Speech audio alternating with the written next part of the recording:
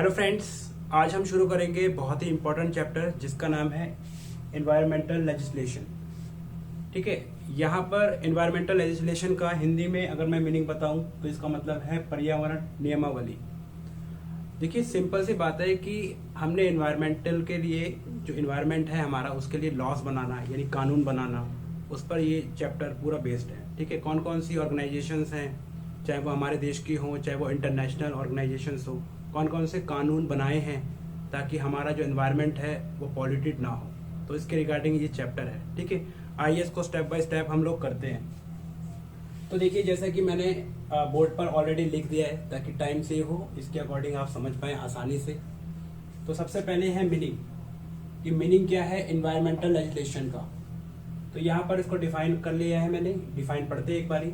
The set of law and regulation that protect air quality, water, wild life and environmental health. देखिए, बहुत सारे environmental के issues हैं जिसमें हमारा क्या है, एयर क्वालिटी है, वाटर है, वाइल्ड लाइफ है और एनवायरमेंटल हेल्थ है। यानी इन चीज़ों के ऊपर जो कानून बनाता है, यानी जो सेट ऑफ लॉ है, यही कहलाता है हमारा एनवायरमेंटल लेजिस्लेशन। सिंपल सी बात है कि जो भी एनवायरमेंट में हो रहा है, जितनी भी एक्टिविटीज़ हो रही हैं, उन पे कानून बनाया जाए जिससे ह्यूमन हेल्थ को और एनवायरनमेंट को नुकसान ना हो। ठीक, इसी पर ये पूरा है। ठीक है, जिसको पर्यावरण नियमावली कहा गया है। सेकंड क्या है कि क्या ऑब्जेक्टिव रहता है, क्या उद्देश्य रहता है हमें एनवायरनमेंट के लिए लॉ बनाना। तो यहाँ पर मैंने लिख दिया है। देखिए, लॉ बनाना इसलिए भी जरूरी है कि यहाँ पर है कि प्रिजर्व करना और प्रोटेक्ट करना किसको, जो हमारा नेचर्स गिफ्ट है। उसमें बहुत सारी चीज़ें आती हैं, वाइल्ड लाइफ है हमारा, जो भी चीज़ें हैं, एयर, वाटर, सारी चीज़ जो भी वाइल्ड लाइफ से मिला है, यानी जो भी नेचर से हमें दिया है, उसको बचाना, प्रिजर्व करना, प्रोटेक्ट करना। किससे? पॉल्यूशन से। क्लियर? आई होप कि ये ऑब्जेक्टिव का पहला पॉइंट आपको समझ में आ गया होगा। दूसरा क्या है? Enjoyable harmony. अब इसका सिंपल सा मतलब है इंजॉयबल हार्मनी का, कि एक ऐसा म्यूचुअल अंडरस्टैंडिंग बनाना जो ह्यूमन जो है अपने रिसोर्सेस, यानी सॉरी एनवायरनमेंट के रिसोर्सेज को यूज भी कर ले और नेचर को कम से कम नुकसान करे। ठीक, तो यहाँ पर बताया गया है enjoyable harmony between human and his environment while using the resources. यानी हमें एनवायरनमेंट के ऐसे रिसोर्सेज जो यूज करने हैं जिससे एनवायरनमेंट को नुकसान भी ना हो और हमारे हेल्थ पर भी बाद में नुकसान ना पड़े। ठीक, तो ये हमारा ऑब्जेक्टिव रहता है। इसको शॉर्ट में मैंने समझाने की कोशिश की है। ऑब्जेक्टिव और भी बहुत सारे हो सकते हैं। ठीक, उसके बाद देखिए ये लॉस बनाए कैसे गए हैं। तो देखिए, पहले हमारा जो देश था इंडिया, वो आज़ाद नहीं था। ठीक है, 1947 के बाद आज़ाद हुआ है। तो उससे पहले ब्रिटिशर्स ने भी बहुत सारे कानून बनाए थे एनवायरनमेंट को लेकर। ठीक, लेकिन इतना स्ट्रिक्ट कानून नहीं था, लेकिन कुछ कानून थे जिसमें लॉस रिप्रेजेंट करे गए हैं। तो ये पूछे जाते हैं, तो मैंने आपको शॉर्ट में बताने की कोशिश की है। Policies law in British government. British government के द्वारा जो इंडिया में कानून बनाया गया था वो था फॉरेस्ट एक्ट 1865। ठीक है, यानी फॉरेस्ट को कटिंग नहीं करना है। क्लियर? अपने यूज के लिए, सोसाइटी के लिए भी बचा के रखना है, एनवायरनमेंट के लिए भी बचा के रखना है। उसके बाद था शोर नॉइसेंस एक्ट। ये भी एक एक्ट था जो कब बनाया गया था? 1853 में। तो ये डेट और एक्ट याद रखने हैं कि कौन से ब्रिटिशर्स ने बनाए हैं। आपको बाकी तो इसकी जानकारी आपको नेट पर भी मिल जाएगी, आई होप। उसके बाद देखिए, जब इंडिया आज़ाद हो गया तो आज़ाद होने के बाद भी कुछ कानून बने।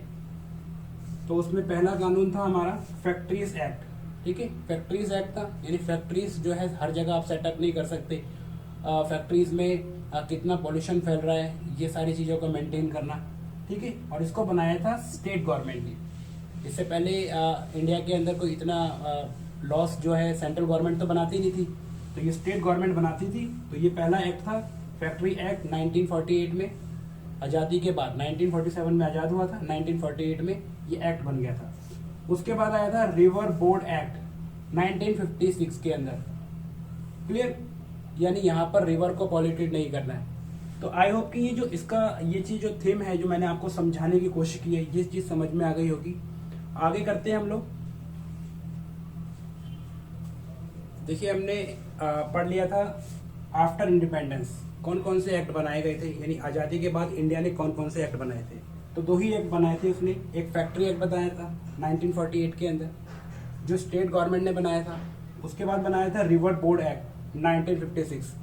देखिए जो भी कानून वगैरह बन रहे थे ना, वो इतने स्ट्रिक्टली नहीं बन रहे थे। बहुत ही सिंपल है कि स्टेट गवर्नमेंट बना देती थी, सेंट्रल गवर्नमेंट बनाती नहीं थी, क्योंकि आज़ादी के बाद का जो पीरियड था ना, वो बहुत ही खराब पीरियड था, क्योंकि एकदम से सारी चीज़ें जो है अनबैलेंस थी, उनको बैलेंस करने में टाइम लगा। अब यहाँ पर थोड़ा सा इम्पोर्टेंट डिस्कशन करते हैं। देखिए हुआ क्या, इंटरनेशनल कॉन्फ्रेंस हुई, जिसको यूएन कॉन्फ्रेंस भी कहा जाता है, और ये कब हुई, ऑन 5 जून 1972, और ये हुई थी स्टॉकहोम में, याद रखने जगह का नाम है। और ये किस लिए हुई थी, ये हुई थी आपके एनवायरमेंटल से रिलेटेड कानून। अब ये जो कॉन्फ्रेंस थी, ये इंटरनेशनल कॉन्फ्रेंस इसलिए कही गई है क्योंकि इसमें बहुत सारे कंट्रीज ने पार्टिसिपेट किया था, ताकि जो है हम लोग इंटरनेशनली भी क्या है कानून व्यवस्था बना सके। ठीक है ना, आई होप कि ये चीज समझ में आई होगी। और इसी ये जो दिन था, जिस दिन ये एनवायरमेंट के लिए बनाए जा रहे थे कानून, ये था 5 जून 1972। इसीलिए 5 जून को वर्ल्ड एनवायरमेंटल डे भी घोषित किया। ठीक है, इसीलिए वर्ल्ड एनवायरमेंटल डे जो कब मनाया जाता है, 5 जून को मनाया जाता है। क्यों मनाया जाता है, क्योंकि उस दिन एक इंटरनेशनल कॉन्फ्रेंस हुई थी, खासकर किस चीज के लिए, जो भी रूल एंड रेगुलेशंस बनाए जाएंगे एनवायरमेंटल लेजिस्लेशन के लिए, ठीक है, वो भी इंटरनेशनली। और देशों को भी कहा गया कि आप इंटरनली भी जो है अपने देशों के लिए क्या करें, कानून बनाएं, खास करके किसको लेकर, एनवायरमेंट को लेकर, जिसमें फॉरेस्ट आएंगे, वाइल्ड लाइफ आएंगी, सारी चीजें, एवरीथिंग जो भी इन्वायरमेंट से रिलेटेड जुड़ी चीजें, वो सारी। इसी बिहाफ पर जो है ना, इंडिया ने अपना कानून बनाया, किसको लेकर, एनवायरमेंटल लेजिस्लेशन को लेकर। यानी इंडिया ने अपने कॉन्स्टिट्यूशन, जो भारत का संविधान था, उसके अंदर कॉन्स्टिट्यूशनल अमेंडमेंट कर दिया। अमेंडमेंट का मतलब यहाँ पर ये कि एक कानून बना दिया कि जिसमें एनवायरमेंट को बचाया जाएगा, ये ड्यूटी कर दी। ठीक है, तो यहाँ पर देखते हैं, तो इंडिया पहला कंट्री था जिसने एनवायरमेंट का लेकर कॉन्स्टिट्यूशन में लिखा था। तो पहला कानून था वाइल्ड लाइफ प्रोटेक्शन एक्ट। ठीक है, तो ये याद रखना है कि वाइल्ड लाइफ प्रोटेक्शन एक्ट, इसको मैं पूरा नाम लिख देता हूं, वाइल्ड लाइफ प्रोटेक्शन एक्ट। ठीक है, तो आई होप कि ये चीज समझ में आई होगी कि इंडिया एक पहला कंट्री बना जिसने कॉन्स्टिट्यूशन अमेंडमेंट किया, जिसने कॉन्स्टिट्यूशन के अंदर संविधान बना दिया, मतलब कानून बना दिया, किसको लेकर, एनवायरमेंट को लेकर। और वो कानून क्या था, वाइल्ड लाइफ प्रोटेक्शन एक्ट। ठीक है, वाइल्ड लाइफ प्रोटेक्शन एक्ट इसको बनाया था 1972 के अंदर ही। ठीक है, इसके बाद तुरंत जो है इंडिया ने स्टेप ले लिया कि भैया हमें कानून बना देना चाहिए, और इसको क्या है, इंडिया ने कॉन्स्टिट्यूशन के अंदर लिख दिया। चलिए इसको थोड़ा सा समझ लेते हैं। अच्छा, एक चीज आपने याद रखनी है, वाइल्ड लाइफ प्रोटेक्शन एक्ट के अंदर ना इन्होंने 6 शेड्यूल बना दिए। अब आप ये कहोगे ये 6 शेड्यूल क्या है। ठीक है, ये 6 शेड्यूल बनाए, ये एक तरीके से आप कह सकते हो लिस्ट बनाई, खासकर किसके लिए, वाइल्ड लाइफ के लिए। तो मैं आपको बता देता हूं, इसको मैं रब कर रहा हूं एक बारी, ऐसे समझ सकते हो। लिस्ट 1 या शेड्यूल 1 भी कह सकते हो इसको, लिस्ट 2। अब देखिए लिस्ट 1 में कुछ एनिमल्स आते थे, जैसे आप कह सकते हो टाइगर है या फिर लॉयन है। और लिस्ट 2 में भी कुछ एनिमल्स आते थे, जैसे बियर वगैरह हैं, या आप कह सकते हो स्नेक्स, कुछ अलग प्रजाति के स्नेक या किंग कोबरा टाइप, इस तरीके के। ऐसे ही उन्होंने लिस्ट बना दी, लिस्ट 3, लिस्ट 4, लिस्ट 5 और लिस्ट 6। यानी इन्होंने 6 लिस्ट बना दी, किसको लेकर, वाइल्ड लाइफ प्रोटेक्शन को लेकर।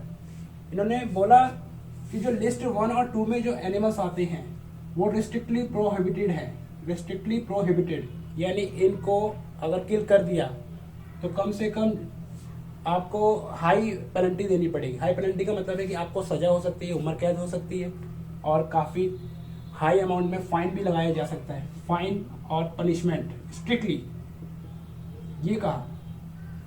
यानी इन जो लिस्ट में एनिमल्स आते हैं, अगर आपने उनको किल कर लिया यानी मारा, तो क्या होगा, आपको फाइन देना पड़ेगा या फिर पनिश, यानी पनिश तो है ही और फाइन भी देना पड़ेगा, यानी जेल हो सकती है काफी लंबे टाइम तक। उसके बाद लिस्ट 3 और 4 में भी कुछ एनिमल्स थे, लेकिन यहाँ पर लेस रिस्ट्रिक्शन थी इसके मुकाबले में, यानी ये पहले सिक्योरिटी पे दी जाएगी, यानी हाई सिक्योरिटी इसको दी जाएगी। उसके बाद लेस रिस्ट्रिक्शन प्रोहिबिटेड कौन से थे, सेकंड, यानी सेकंड प्रायोरिटी किसको दी जाएगी, 3 और 4 को, ठीक है। यानी इनको भी आप नहीं मार सकते, लेकिन ये है कि हाँ इनके मुकाबले में इनको कम सजा दी जाएगी, यानी यहाँ पर भी कानून बना कि इनको भी नहीं मार सकते, ठीक। उनको तो मार ही नहीं सकते, ना ही इनको, लेकिन उनको मारने पे आपको हाई पेनल्टी, यानी 14 से 15 साल तक की जेल हो सकती है, और यहाँ पर भी। I hope.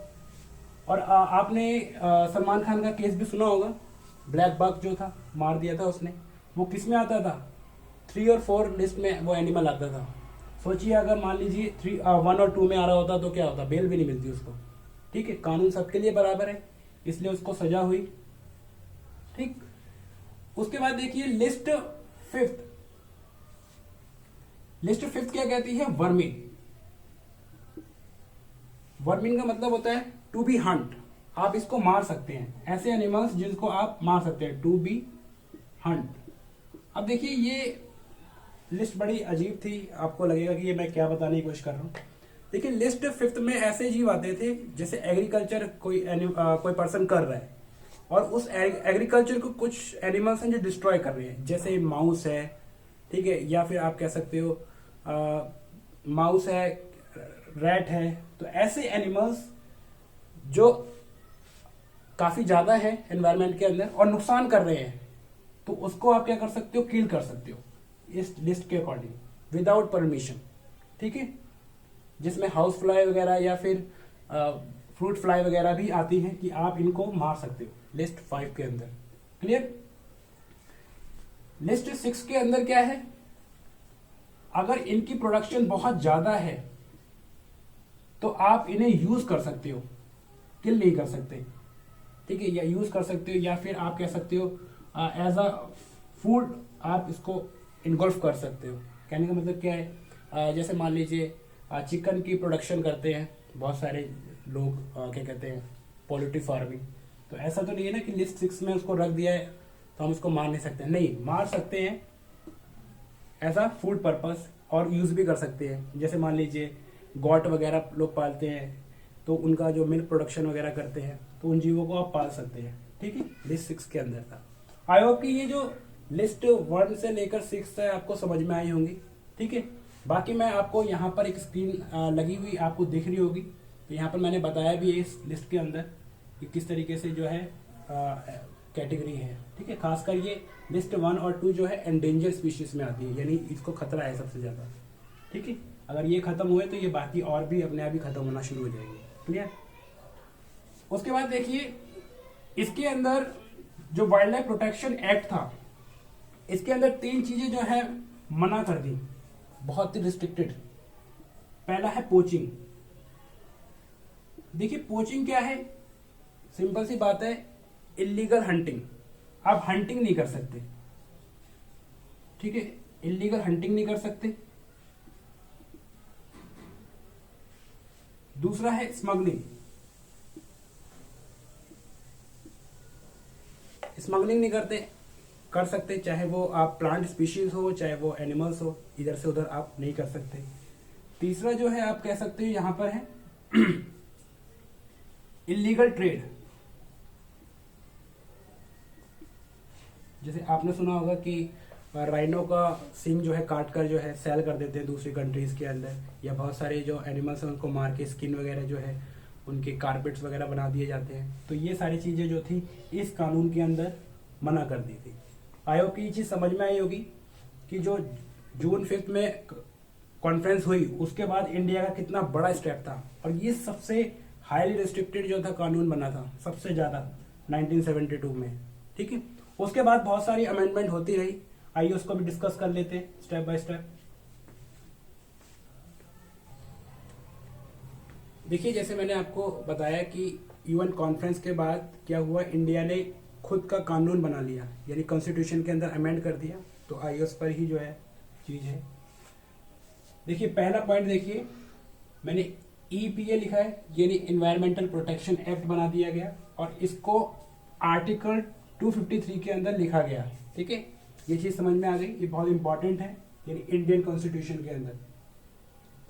सेकंड पॉइंट देखिए, आर्टिकल 48A, इसमें क्या हुआ कि कॉन्स्टिट्यूशन के अंदर एक बार फिर से अमेंड किया गया और इसके अंदर कहा गया जो स्टेट्स है ना, वो भी क्या करे, अपने जो स्टेट्स के अंदर जितने भी फॉरेस्ट वगैरह आता है, जितना भी जंगल वगैरह आता है, उस पर जो है कानून बनाए और उसको इम्प्रूव करे। Endeavour to protect and improve, यानी प्रोटेक्ट करे और इम्प्रूव करे अपने एनवायरनमेंट को। ठीक है ना, जैसे आप देखिए दिल्ली के अंदर कोई भी कानून बनता है पॉल्यूशन से लेकर। उसके बाद देखिए तीसरा पॉइंट, आर्टिकल 51A, इसमें क्या था, ये बहुत अच्छा जो था, आप कह सकते हैं एनवायरमेंटल आर्टिकल है ये, एनवायरमेंटल जो बनाया गया है कानून व्यवस्था। इसमें क्या था, एवरी सिटीजन, हर सिटीजन यानी हर नागरिक का ये अधिकार है कि वो अपने एनवायरमेंट को प्रोटेक्ट करे।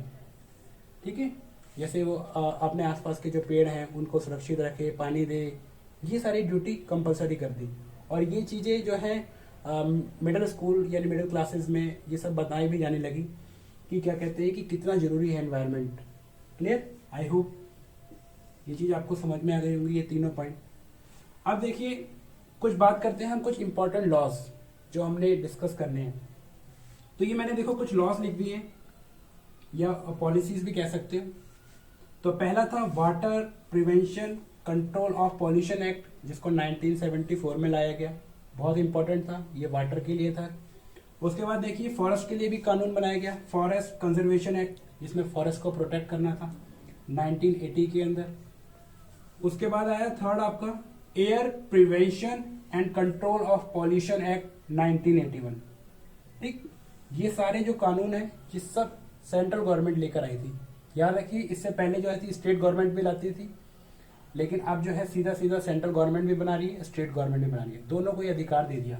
क्योंकि यहाँ पर अमेंड देख लीजिए, आर्टिकल 253 के अंदर जो है कर दिया क्या कहते हैं प्रोटेक्ट एनवायरमेंटल प्रोटेक्शन है। उसके बाद 48A आया जिसमें स्टेट को बोला गया इंप्रूव करिए और प्रोटेक्ट करिए अपने एनवायरमेंट को। उसके बाद आर्टिकल 51A आया जिसमें एवरी सिटीजन को प्रोटेक्ट का ड्यूटी दे दिया, फंडामेंटल मतलब कह सकते हो ड्यूटी दे दिया एक, कि प्रोटेक्ट करे अपने एनवायरमेंट को। उसके बाद ये सारे कानून भी लाए गए। उसके बाद देखिए पब्लिक लिएबिलिटी इंश्योरेंस एक्ट भी आया गया 1981, जिसमें ये भी बोला गया कि भाई पब्लिक भी जो है जागरूक रहे अपने, जैसे मान लीजिए पॉल्यूटेड हो रहा है कोई एरिया, तो उसमें क्या है कि उसको नुकसान भी है ना। जैसे मान लीजिए बहुत ज़्यादा फैक्ट्री लगी हुई हैं, उनका जो वेस्ट निकलेगा फैक्ट्रियों का, धुआं निकलेगा, वो एनवायरनमेंट के लिए भी नुकसान है। तो ऐसे में जो है कंप्लेंट भी कर सकता है, और बहुत ज़्यादा अगर फॉरेस्ट कोई काटता है तो कंप्लेंट कर सकता है। तो ये सारी चीज़ें भी जो थी पब्लिक लिएबिलिटी इंश्योरेंस एक्ट के अंदर बताई गई। उसके बाद देखिए दो लास्ट के जो एक्ट है ना ये बहुत इंपॉर्टेंट है। आपने शायद ये घटना सुनी होगी 2 और 3 दिसंबर, ठीक है, 1984 यही डेट है जिसमें भोपाल गैस ट्रेजेडी हुई थी। ठीक है ना, भोपाल गैस ट्रेजेडी आपको याद होगा, अगर नहीं भी याद है तो कोई इशू नहीं है। भोपाल गैस ट्रेजेडी का मतलब है कि भोपाल के अंदर क्या था, एक प्लांट था जो यूरिया वगैरह बनाता था। उसके अंदर क्या था कि गैस लीक हो गई उस प्लांट के अंदर, यानी भोपाल के अंदर एक फैक्ट्री थी जो यूरिया वगैरह बनाती थी, उसके अंदर या फर्टिलाइजर वगैरह बनाती थी। तो उसके अंदर क्या हुआ, गैस लीक हो गई जिसका नाम था एमोनियम साइनाइड। और जो गैस लीक हुई है उसमें क्या हुआ, कम से कम 1500 लोग जो है मारे गए। तो ये इंडिया का काफी वर्स्ट और बड़ा एक डिजास्टर कह सकते हो था उस टाइम पर। ठीक है, 1984। क्लियर। तो उसके बाद ये दोनों एक्ट लाए गए थे, एक था एनवायरमेंट प्रोटेक्शन एक्ट 1986, इसके बाद आया था, उसके बाद आया नेशनल एनवायरमेंटल ट्राइब्यूनल एक्ट 1995। ठीक है, इसके बाद भी बहुत सारे एक्ट आए हैं, लेकिन आई होप कि ये चीज आपको समझ में आई होगी। ये जो है बहुत इंपॉर्टेंट एक्ट है, इससे बहुत सारे क्वेश्चंस एग्जाम में आते हैं। और अगर आप नेट पर भी जो है काफी जो है जानकारी मिल जाती है। तो ये मैंने स्टेप वाइज सीरियल वाइज जो है आपको लिख दिए हैं। बाकी ये याद रखना बहुत जरूरी है कि आर्टिकल 53 के अंदर क्या हुआ था। ठीक है, एनवायरमेंटल प्रोटेक्शन एक्ट को अमेंड कर दिया था। 48 में क्या हुआ था, स्टेट को रिस्पॉन्सिबिलिटी दी थी। फिर 51A के अंदर आर्टिकल में क्या था कि सिटीजन को ड्यूटी दे दी थी कि कि भाई प्रोटेक्ट करें। उसके बाद ये सारे एक्ट थे, और कौन से 2 एक्ट थे जो भोपाल गैस ट्रेजेडी पर बनाए गए थे, तो वो ये थे environmental protect act, environment protect act 1986, बहुत इंपॉर्टेंट है। और कुछ इंटरनेशनल कॉन्फ्रेंस भी थी जो मैं आपको बता देता हूँ। कुछ इंटरनेशनल कॉन्फ्रेंस थी जिसके अंदर आप कह सकते हो साइट्स थी, जिसमें इंटरनेशनल जो है लेन देन करते थे स्पीशीज का। और भी थी COP21 थे। तो ये जो है मैंने आपको फिगर लगा दी है इंटरनेशनल कॉन्फ्रेंस, तो आप देख सकते हो स्टेप बाय स्टेप। तो देखिए इसको आप बहुत अच्छे से पढ़िए, और ये जितनी भी डेट्स हैं, कौन कौन से एक्ट कब कब लागू हुए हैं, ये जरूरी याद रखना है, ठीक है। तो ये इंटरनेशनल जो कॉन्फ्रेंस है ये बहुत इंपॉर्टेंट है, पूछी जाती है, तो ये भी आप याद कर लें। ये केवल और लर्निंग पर्पस के, ठीक है, लर्निंग जरूरी है इसकी, ठीक है। तो आई होप कि ये जो लेक्चर है आपको समझ में आया होगा। इसी के साथ मैं ये लेक्चर कंप्लीट करता हूँ। तो प्लीज़ इसको अच्छे से देखें, समझे एक पॉइंट को, और अगर कुछ डाउट आ जाता है तो आप क्या कर सकते हैं, कमेंट के अंदर पूछ सकते हैं, ठीक। Thank you.